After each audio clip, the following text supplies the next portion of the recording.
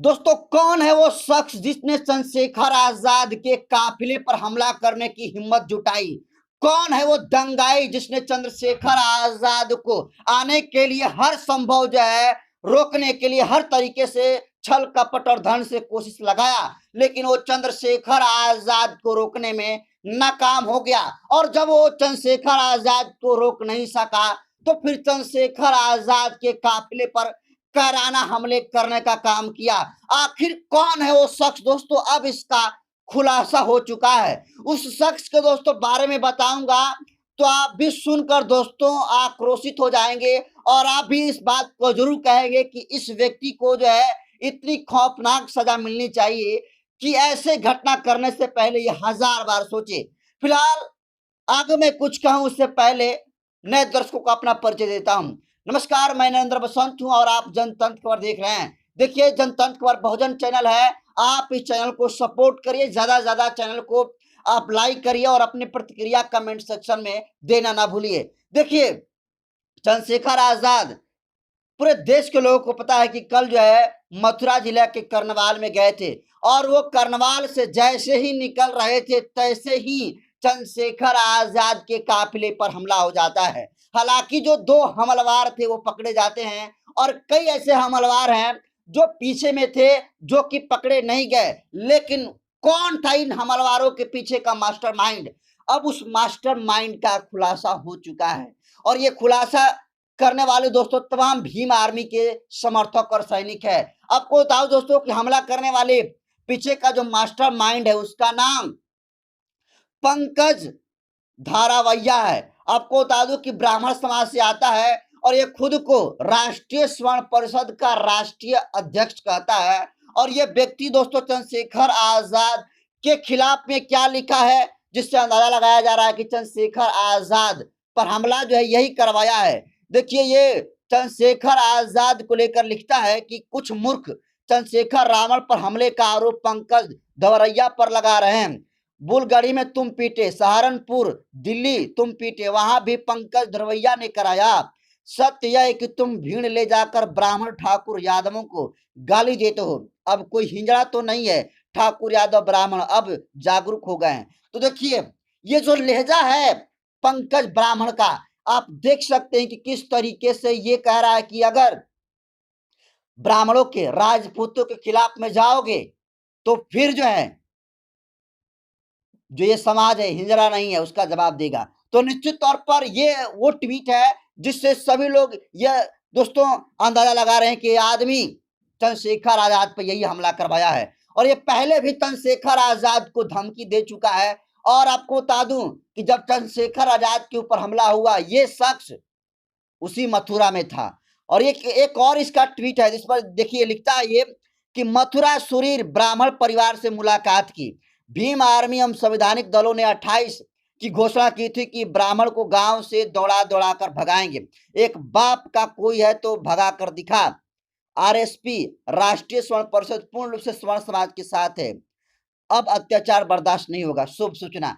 तो देखिए, ये बाप की बात कर रहा है कि किसी के बाप का जो है अगर औकात है तो आकर दिखलाए। लेकिन चंद्रशेखर आजाद इन तमाम चुनौतियों को एक्सेप्ट करके मथुरा में जाते हैं और उनके काफिले पर हमला होता है। उसको लेकर देखिए भीम आर्मी के समर्थकों में जबरदस्त आक्रोश है।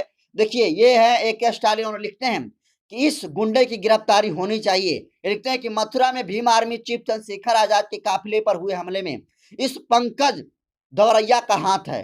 यह अराजक तत्व काफी दिनों से मथुरा के गांव भगत नगरिया का माहौल खराब करने का प्रयास कर रहा था और खुलेआम पंचायतों से लेकर दलित समाज को चुनौतियां दे रहा था।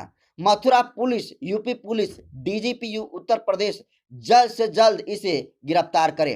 तो देखिए, तमाम भीम आर्मी के जो समर्थक हैं ये कह रहे हैं कि ये व्यक्ति मथुरा गांव में चंद्रशेखर आजाद के पहुंचने से पहले चंद्रशेखर के खिलाफ में यह माहौल बनाकर रखा हुआ था और ये चंद्रशेखर आजाद के हमला करने के पीछे इसी मास्टरमाइंड का जो है हाथ है।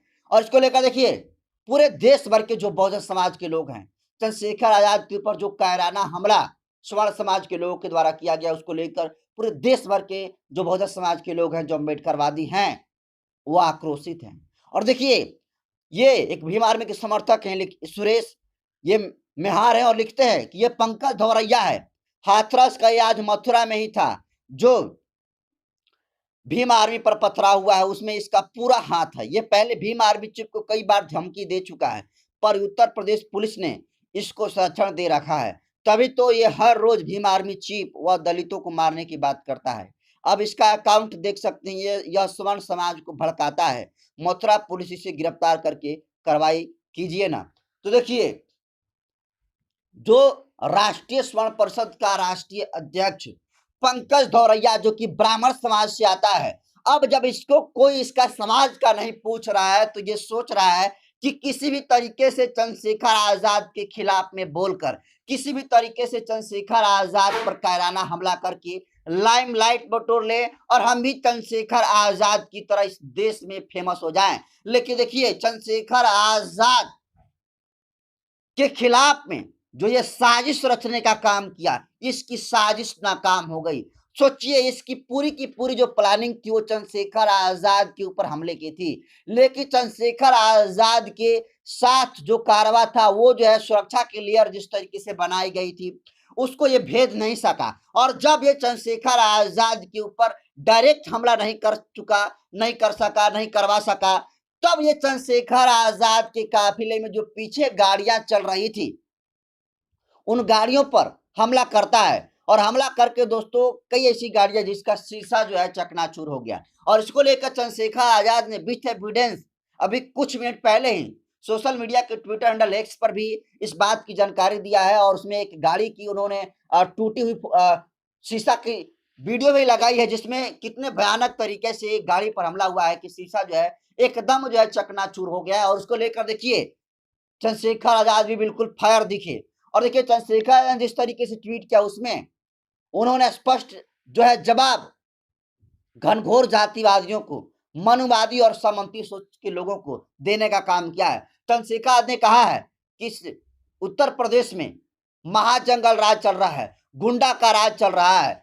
सोचिए, एक तो दलित दुल्हन की बेटी की शादी रुकवा देते हैं, दूसरी तरफ उसी मथुरा में जमीन के विवाद में दलित समाज के लोगों को गोली मार दी जाती है, एक व्यक्ति शहीद हो जाता है। और उस पीड़ित परिवार से चंद्रशेखर पहुंचने के लिए घर पर पहुंचते हैं तो पहुंचने से पहले उनके काफिले पर हमला हो जाता है।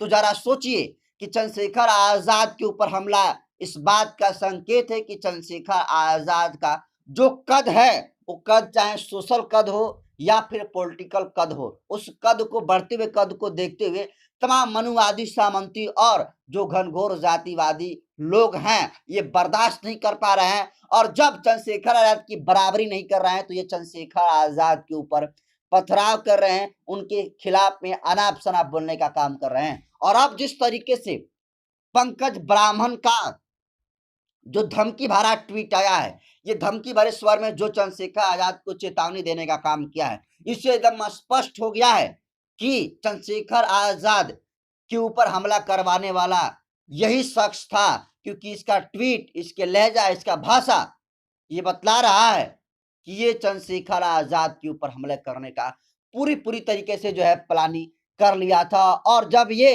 चंद्रशेखर आजाद पर हमला करने से चूक गया तो फिर ये चंद्रशेखर आजाद के काफिले में जो पीछे गाड़ियां चल रही थी उन पर हमला करने का काम किया। लेकिन जो हमलावर थे समय रहते हुए पकड़े गए, लेकिन इसके पीछे का जो मास्टरमाइंड था पंकज धौरैया, वो अभी भी जेल से बाहर है। और ये उत्तर प्रदेश पुलिस की जिम्मेदारी बनती है कि सोचिए, इस देश के मेंबर ऑफ पार्लियामेंट है चंद्रशेखर आजाद, देश के बहुजनों के मजबूत है चंद्रशेखर आजाद, आन बान शान है चंद्रशेखर आजाद। और उस व्यक्ति पर दिन के उजाले में उनके काफिले पर हमला होना कहीं ना कहीं उत्तर प्रदेश की पुलिस प्रशासन के ऊपर, लॉ एंड ऑर्डर के ऊपर जो है सवाल खड़ा होता है। सवाल ये भी होता है खड़ा कि जब चंद्रशेखर आजाद पर जहां कहीं भी जाते हैं तो हमला होने का पूरी गुंजाइश रहती है, फिर भी इसको पुलिस प्रशासन, उत्तर प्रदेश जो पुलिस है, क्यों नजरअंदाज किया, ये भी बहुत बड़ा जो है प्रश्न चिन्ह बन गया है। लेकिन जिस तरीके से चंद्रशेखर आजाद के ऊपर हमला होता है और उस हमले को लेकर जिस तरीके से पंकज धौरैया ने चेतावनी दिया है, हमला करने से पहले भी उसका ट्वीट आया था और हमला करने के बाद जो है इसका लहजा देखा जा सकता है। निश्चित तौर पर तमाम भीम आर्मी के समर्थक इस बात को कह रहे हैं कि चंद्रशेखर आजाद के ऊपर हमला करवाने वाला कोई और शख्स नहीं बल्कि पंकज धौरैया है, क्योंकि ये पंकज धौरैया हाथरस में जब कांड हुआ था मनीषा वाल्मीकि के साथ, तो पूरी के पूरी तरीके से ये आदमी दंगा फैलाने का काम किया था, दलितों के खिलाफ में सवर्णों को भड़काने का काम किया था और एक बार फिर से ये मथुरा में ये उसी तरीके से स्वर्ण समाज के लोगों को भड़काने का एक काम कर रहा था। लेकिन देखिए इसकी साजिश नाकाम हो गई और चंद्रशेखर आजाद उस मथुरा से बाल बाल बचकर निकल गए। लेकिन इस घनघोर जातिवादियों के बारे में दोस्तों आप क्या ख्याल रखते हैं? आप इन जातिवादियों के बारे में क्या सोच रखते हैं? अपनी प्रतिक्रिया जरूर कमेंट सेक्शन में दीजिए। वीडियो जनता पर यूट्यूब चैनल पर देख रहे हैं तो चैनल को सब्सक्राइब कर लीजिए, फेसबुक पेज पर देखें तो पेज को फॉलो कर लीजिए।